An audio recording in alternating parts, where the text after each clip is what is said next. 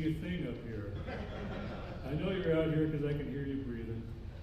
Good to be with you all this afternoon. And this is actually a kind of a special day for me. I didn't even realize that until a few weeks ago when I was thinking about the date. Chris already mentioned that my wife and I have been married for over 40 years. This is the 48th anniversary of the day we met. Today. Let's just say we're different people than we were 48 years ago.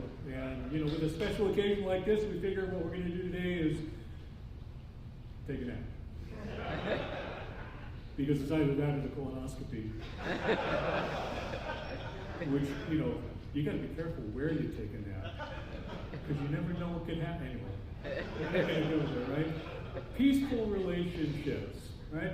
We're going to talk today about what it actually means to have peace in a relationship. And I want to start with just a few images there. And I want you to look at them and try to imagine with me what a peaceful day would actually look like for you. Okay, now when I say peaceful day, I don't necessarily mean, you know, the last 10 minutes of the Super Bowl or that kind of thing. That's probably not the most peaceful moment that you've ever had. Exciting? Yes. Do you want to be there? Absolutely. Is it peaceful? Probably not. When I think of peace, I envision something like this. And I don't know if you've ever been in an environment like that, where you're out next to a lake. I remember a trip that some friends of ours and my wife and I took a hiking trip up in the Sierras years and years ago. And we didn't even know where we were going. They knew where we were going. And by the time we got there, we had the lake to ourselves. And it was just a beautiful, gorgeous day. Those are the kinds of things that I think of. Can you be out there at sunset, sitting on the water, looking out at a peaceful view like that where the water is still? Now, you know, maybe you're more of a beach guy, and you actually like not still water, but you like that sound of the waves crashing in on the shore. And there's something about that sound that is relaxing to you, that is calming to you. Maybe you like being out in the trees somewhere. Our favorite vacations have always been up in the mountains, that kind of thing, perhaps even renting a cabin where you can go hiking through the trees and sit out by a stream somewhere. Those are the places, you know, with all the hustle and bustle of driving on the freeway. Okay, I work in Pasadena. I live in Upland. My commute is over 30 miles each way. The only thing that's been good about the pandemic over the last 2 years is I haven't had to spend 3 hours on the freeway every day, right? That is not a peaceful place to be. I would much, much rather be in a place like that. Now, I don't know what that environment is for you, but again, I want you to sort of picture that. And I want you to sort of imagine what it's like to be in a place like that. What your spirit feels like. What kinds of noise, or perhaps even the absence of noise in your head when you were sitting in a place like that. Because, you know, we're in a time right now when we use that word peace. We can't help but think about all the things that are happening in our world. And this has always been the case. Right now, you might think about the things that are happening over on the other side of the world in the Ukraine, for example. I actually have a student, one of the classes that I just finished teaching a week ago. One of my students online is on the ground in Estonia, coordinating relief efforts for the people that are going from the Ukraine into the Estonia and everywhere else, right? We might think of peace in terms of, we just wish the war would stop. We wish the shelling would stop. And of course, over the last couple of years, one of the things that's disturbed our peace, that has made us more anxious, is everything associated with the pandemic. You know, whether you believe that vaccines are a thing or not, whether you believe COVID is a thing or not, everybody's been impacted by this in one way or another. And I can tell you that for me personally, I lost my mother on Christmas Day to COVID. Our family has been impacted by these things. And even if people haven't had to struggle directly with the disease, think about what happens with all the families. I'm a family guy, right? This is what I do. This is the kind of stuff that I teach. Think about what's happened with all the families where even if you were blessed to be able to keep your job during the pandemic, you had to work from home. And whereas you used to be able to just assume that in the morning everybody goes their separate ways, and you go to your job, and you go to your job, and you go to your school, and you go to your school. Now, all of a sudden, 24/7, we're in the house together.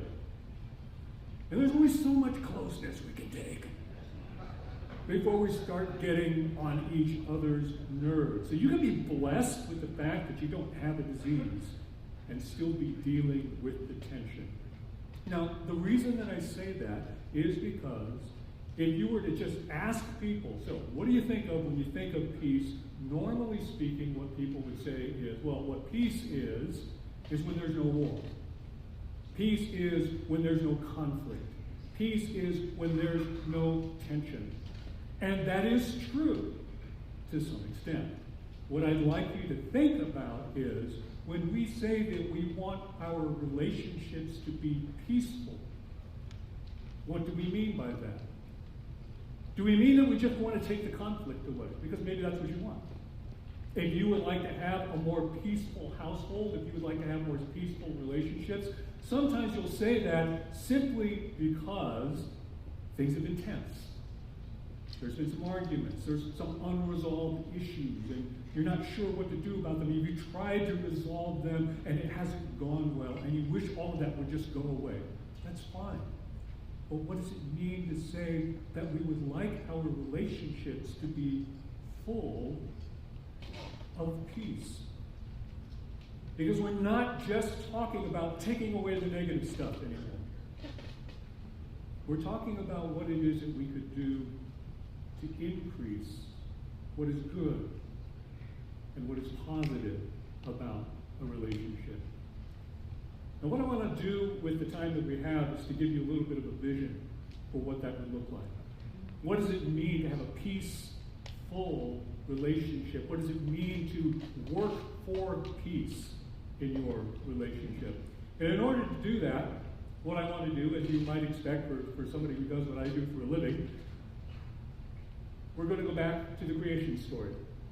And I want you to try to imagine what that might have been like as we go through the story in Genesis 1, and God creates the heavens and the earth, and God separates the land from the sea, and God creates the creatures of the air and of the sea and of the land, and he creates human beings, and at every day during creation, God looks at what he's done, and he says what?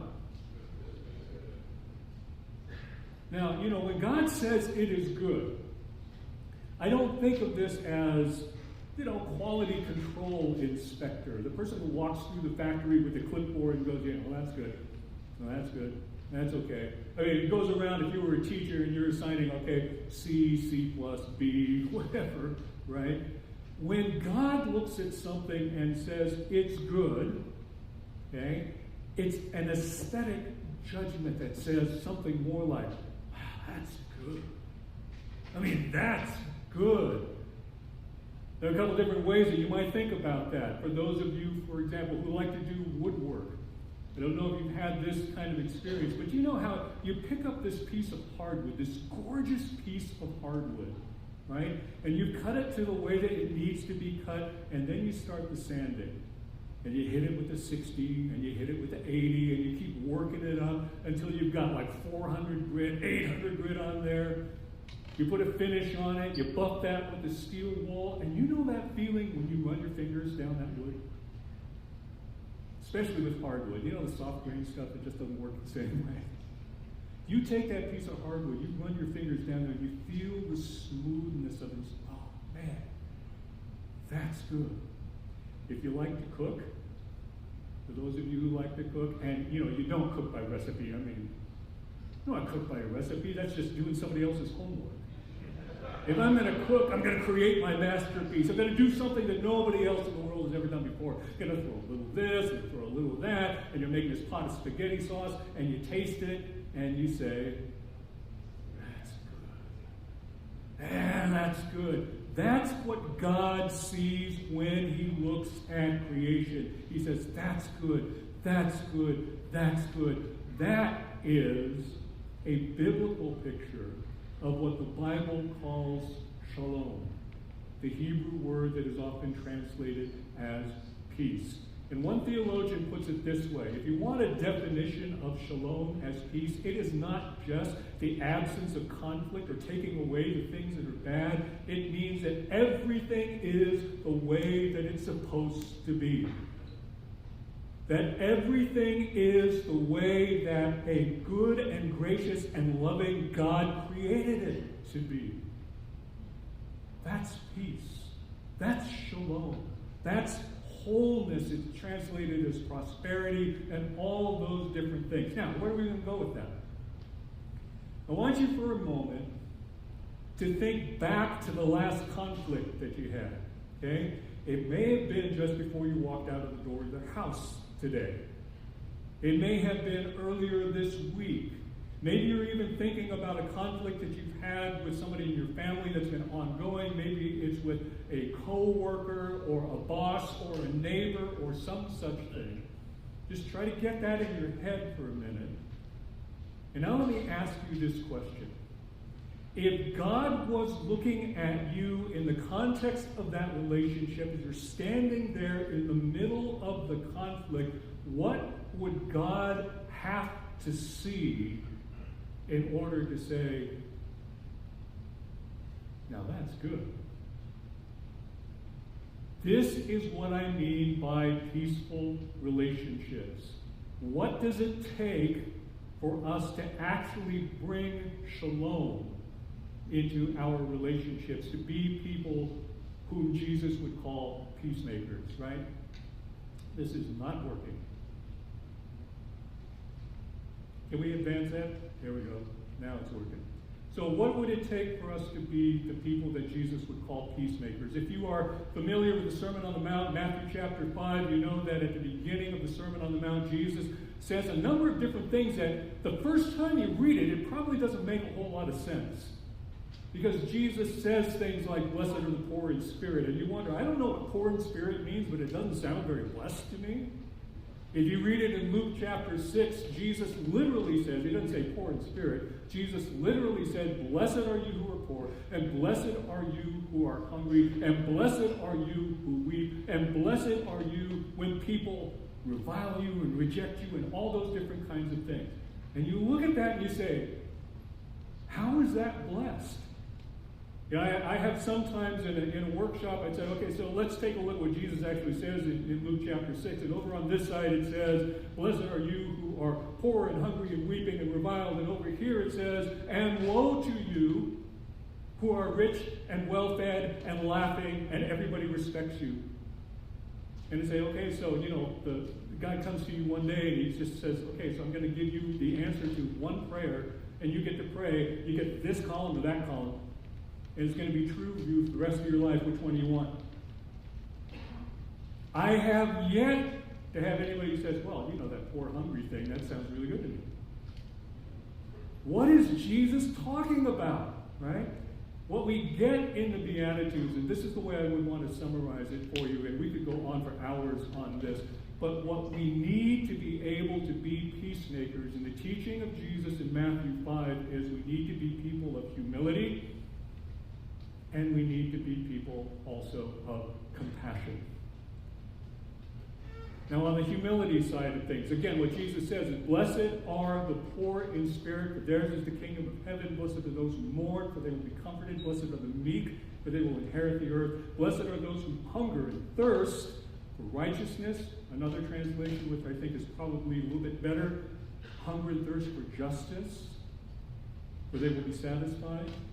Now, again, it doesn't sound a lot like blessing, but you have to read this against what we read in places like the Psalms. That God is a God of the people who are on the margins. That God is a champion of the poor and the weak and the powerless. And so, you know, if you've got power, if you've got all kinds of things going for you, you hear that and you go, how is that blessing? But if you're one of the people that is, in fact, poor and hungry and weeping and the rest, then it's like, that's the God I need. And in order then to move forward in what Jesus is saying, where he then says also, blessed are the merciful, for they shall receive mercy. The logic of what Jesus is saying is, okay, so if God is the God of the weak, if God is the God of those who are on the margins, then you realize your own brokenness, you realize your own sin. You hunger and thirst for justice as a way of saying, you know, I can't do anything about this. I just wish God would make it right. The more that we understand how broken things really are, the more we long for God to be the one to make things right. And you pray that prayer, then the thing that comes after that is that you want to be compassionate as well. I want to be a part of the solution. I want to be one of the people that is being merciful like God is merciful. So let's think a little bit about humility then, right? Again, one of the things that comes along with humility is realizing just how broken all of us are. Now, let's get honest about this, right? You can be in an argument with somebody. You can be, just yelling and screaming or whatever it is, and you're trying to defend yourself, and at the same time, you realize there may even be something true about what the other person is saying, but it's kind of like, golly, I am not going to admit that now. There's no way that I'm going to take this position. I got to win. I've got to show that you can't do that, you can't say that, those kinds of things, right? I don't know what it is for you. A lot of us have what some people would call emotional allergies. In other words, there are these things that if you stray into that territory, you say something like that to me, I immediately get defensive, right? For me, it's the issue of competence. If somebody wants to try to suggest to me, hey, you don't know what the heck you're doing, right? And often, of course, it is my wife. I happen to be a person who likes to cook. I grew up cooking, I've done a lot of cooking in our family as the kids were growing up and that kind of thing. And there would, every once in a while, be that situation. I'm standing at the stove and I'm cooking. And again, I make things up as I go, right? And I've got the salt shaker and I'm doing this. Sorry, I'm not too worried about my blood pressure, right? So I'm sprinkling the salt on there. And my wife walks by and she'll say something like, honey, you always got to start with honey, right? Honey, don't you think that's enough salt? And my response is not, well, that's a good question. I really need to think about that. Or I need to taste it and see whether or not it's enough salt. My automatic reaction is, well, then why don't you cook it? You're so smart, you're such a good cook, why don't you do it, right? Why? What she's saying is, sweetheart, we've got people coming for dinner, and I want them to enjoy the meal, and if it's too salty, they're not going to enjoy it, and I don't want that to happen. I just want to make sure we're okay on that score. But that's what she means. What I hear is, you don't know what the heck you're doing. And that's not what she means, right? We are broken people. We carry these things with us. We carry those automatic defensive reactions and so forth. And that's part of who we are. And the question of humility really becomes a matter of, okay, so I get it. Right now, what I want to do is I want to tell her off and I want to tell her, well, who do you think you are? And all of those different kinds of things. And the question is, can I just for a moment put aside, and it's not as if I want to say, that doesn't exist. Can I just put that aside for a moment so that I can listen to what her concern is? So that I can hear what it is she's trying to say? Granted, she doesn't always say it the way that won't set me off. But if I'm going to be the person of humility, I need to ask whether or not I can put that aside just long enough to be able to listen. You probably had the experience every once in a while that when you do that, you're getting upset and uptight and that kind of thing, and you stop and you sort of take a breath, and then you'll actually listen, and the other person says something, and then your reaction is, oh, is that what you're saying? Well, all right then, right? Have you ever been in that place where you actually stopped to listen and you recognize you were getting mad over nothing? because it was just that automatic reaction that you had, right? Remember that when we're talking about listening to the other person, and I teach communication skills and all that kind of thing, it's not about having to use a certain technique or that kind of thing. Think about the goal. The goal is everybody, when they speak, wants to be heard. Everybody, when they speak, wants to be understood. Whatever it is that you do, can you put aside just for a moment what it is that you are trying to say so that the other person can really feel understood? And once you understand what that person is saying, this is the next question. Are you willing to act on what you hear? Are you willing to be influenced by what you hear? There's a well-known marital researcher who says, you know what the difference is between strong, healthy marriages that have been going for 20, 30 years, that kind of thing, and those that are on the rocks? One of the differences is that in the strong marriages, the husband is willing to be influenced by his wife. He's willing to listen to what she says and act on it. That researcher does not say that the difference is that the wives are willing to act on what their husbands say. Why? Because the assumption is, across all of those, that the wives typically feel like they have to act on what their husbands say, and the husbands who act on what their wives say are the exception, and that's what makes the difference. Are you willing to be influenced by what you hear? That doesn't mean you have to agree with it. That doesn't mean you have to do whatever the other person says. What it does mean is you need to take it in. Because the other person is a person. And the other person may well have something that you need to hear. Let's talk about compassion for just a bit. So we're assuming here that maybe you can actually put aside what it is that you're just burning to say to be able to listen to what the other person has to say. What about the attitude that goes along with that? Do you actually want to understand? Do you actually want to understand? Do you want to help? Do you want to do what's best for the other person? You know, you think about the ministry of Jesus, it's really quite stunning when you think about what you read in the Gospels, because Jesus goes around and he heals people, he meets needs and that kind of thing. It is a ministry of compassion, and unfortunately, a lot of times when he heals somebody, he'll heal somebody who's not grateful for it. He'll heal somebody who will actually rat him out.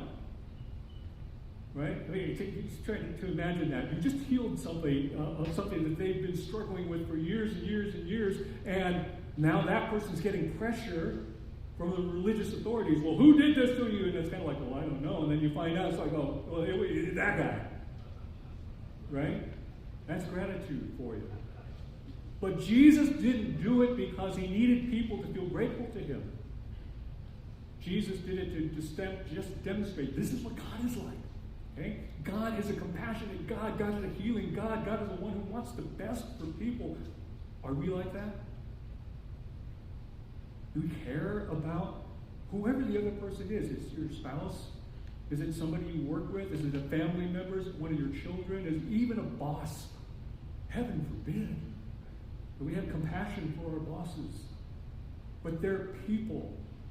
And they bring the same kind of brokenness into a relationship that we do. Can we understand sometimes that people are struggling, and we've got two struggling people that are coming into a conversation that doesn't always go well? Somebody has to take the step of saying, I'm just going to try to understand you right now. Whether you say that out loud or not. Right? And it sounds a little bit wacky sometimes. Okay, so I'm going to take a deep breath, and I'm going to go, or whatever. But to pause long enough to be able to say, okay, let me just focus in on you. Still all the noise that's happening in my head, let me focus on you. Let me see if I can really understand where you're coming from. Do you want to do that? And let me add this to it, because this is incredibly important. Are you willing or able to have compassion for yourself? There's one thing to go around having compassion for everybody else, but some of the research actually demonstrates that if we can't have compassion for ourselves, we're not as likely to be compassionate towards each other either. Okay, let's be honest. You and you and you and you and you and me, we're screw-ups. Aren't we? Not all the time. Sometimes we get it right. But it's kind of like, how much time and how much energy do we put into saying, no, that's not me. I get it right. I'm not the person that messed up here. Right? If we can just have enough compassion for ourselves to be able to say, okay, first of all, I'm a broken human being. I have weaknesses. I have fallibilities. I make mistakes. That doesn't make me the worst human being to walk the face of the earth. It makes me just like everybody else. If I can accept that fact, I can be a little bit more patient with myself. If I can be a little bit more patient with myself, the likelihood is that I'm going to be able to be more patient with others as well. And this is not the kind of thing that you just wake up one morning and you all of a sudden decide, I'm going to be compassionate to myself today. In every moment, you find yourself in a tense relationship and you find yourself in an argument and you start getting defensive, recognize that you can take a moment, and I usually will recommend to people, you need to know when you need to take a break, because sometimes just trying to push through. Let's get to the end of this argument, because I've got the argument. If I say this, I win. If you try to push through when you're in that state and your blood pressure is going up, it's not going to go well. Okay? Trust me, a lot of you could probably say, yeah, I know. That's exactly the way it happened. That happened this morning. That happened yesterday or something like that. We tried to push through and it didn't go well. Sometimes you need to take a break. And as you're taking that break, you need to calm yourself down and to be able to say, okay, this is my stuff. My stuff is not something I necessarily created, but it is my stuff. And I need to take ownership of that. And it doesn't make me a monster. It makes me a human being. But I have a choice. And my choice is to lean into compassion. Compassion for myself. Compassion for the other person. What Jesus tries to teach his followers as he's going through the Beatitudes, he comes to that, what I take as kind of the culmination of what he's saying in that setting. He says, we are called to be peacemakers. Okay? Peacemakers. We can wish for peace. We can pray for peace. We can hope for peace. Like all of a sudden, we've got these things going on and then they're just going to dry up and blow away one day. Well, I can hope that will happen for any of us. And sometimes, once we calm down, you might have had that experience too, where you take a break from an argument, you come back to it, and it's kind of like, what are we arguing about anyway? I don't get it. It seemed important at the time, but now an hour or two later, it doesn't seem like important anymore. Okay, let that one go. Right? I could wish that would just happen, and sometimes it does. But what Jesus calls us to be is not peace wishers and not peace hopers, but peacemakers. It is an action that we do. It is something that we decide, and it is something that we are going to have to decide on a moment-to-moment, day-by-day basis. Right now, I'm in the face of a conflict. Right now, somebody is talking to me in a way that's making all the alarm bells go off in my head. How am I going to respond? What would I have to do right now for God to look at me and say, hey, that thing that you just did there? That's good. That's what it means to be a peacemaker.